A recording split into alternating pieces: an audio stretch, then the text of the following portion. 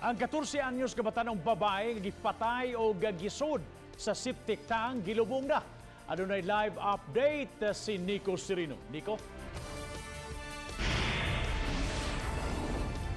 Dinhi sa karaan nga Menteryo Municipal nga nahimutang sa barangay Tabuk, Danau City, nagdako ug nagpuyo ang 14 anyos nga si Tessa Marie Igay apan kinisab ang lugar nga mao iyang katapusan nga pahulayan human sa iyang nadangatan.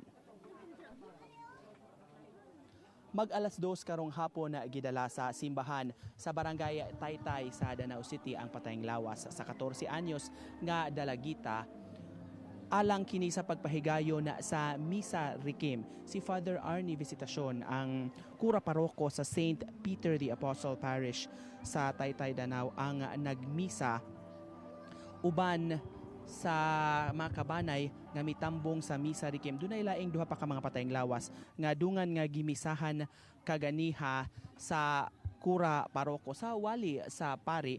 Gilakbitan niya ang panawagan nga makabuot ang hustisya taliwa ni ining brutal nga kamatayon ni Tessa Marie humana sa nahitabo ni adtong miaging simana. Taliwa sab kini sa pag-surrender na sa suspect sa krimen.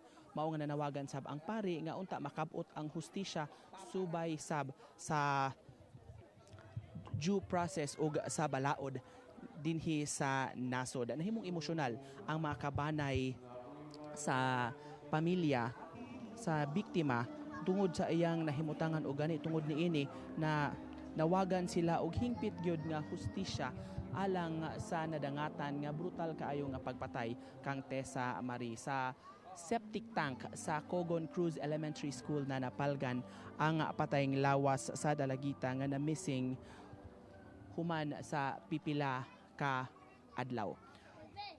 Human sa Santos nga misa kaganihabab, gidala dayon na paingon dinhi sa karaan nga Municipal Cemetery sa barangay Tabuk ang patayng lawas ni Tessa nga giubanan sa nagbangutan nga mga kabanay.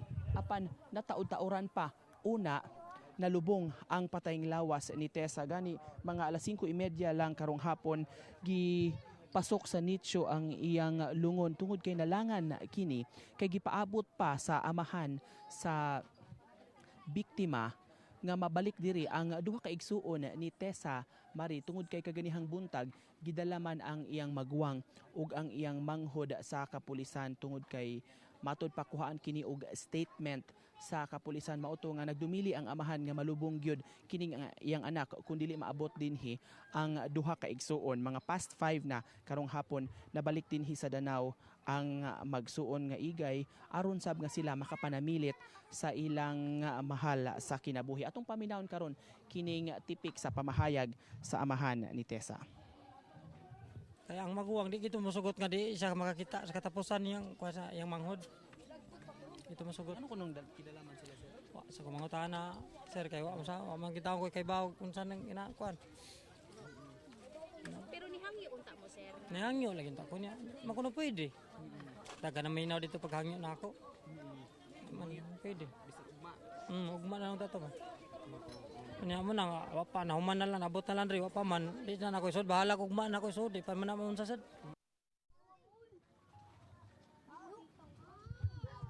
Subay ni ining pag-surrender na sa suspect o pagkahugna niya sa kamot sa mga otoridad. Gipadayag sa amahan nga nahuwas-huwasan na siya nga nang hinaot siya nga mahatagan na gyud og hustisya kining nadangatan sa iyang anak apan gipadayagan ni Philemon Enoy ang amahan nga nang hinaot sab siya nga kun unsa may nadangatan sa iyang anak mausab ang mahitabo sa suspect gumikan sa kabrutal sa nahitabo ug sa pagpatay gyud niini matud pa sa biktima. Samtang ni mga oras sa padayon pa ang pagselyo niining nicho nga maoy katapusan nga pahulayan ni Tessa tungod kini sa pagkalangan nga nadesisyonan sa pamilya kaganiha nga paabuton pa gyud kining duha ka igsuon ang maguwang ug ang manghod ni Tessa. Una pa gyud siya itumod sa iyang katapusan nga pahulayan ug una pa silyuhan gayud kining iyang nicho. Mao kana ang latest Bob gikan dinhi sa Municipal Cemetery sa barangay Tabuk sa Danau City. Thank you so much, Nico Sirino, live gikan sa Danau City.